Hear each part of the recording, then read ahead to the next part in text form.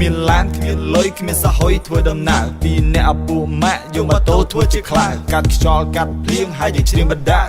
បគិនដាក់ម្ដងមិនចាំបន្តដំណើរគ្មានតបលគ្មានកាប៊ីនគ្មានម៉ាស៊ីនត្រជាក់មានមួកមានកញ្ចក់ជីត2នាក់សូមបញ្ជាក់ជីបដ យ កុំប្រច្រាស់វ៉ាឆ្វេងវ៉ាស្ដាំឯតាមចំណាំឯកុំតែផ្ដេសផ្ដាស់ Let's go យើងជិះម៉ូតូឡើងបូកូ YC play បោះសញ្ញោវាយដាច់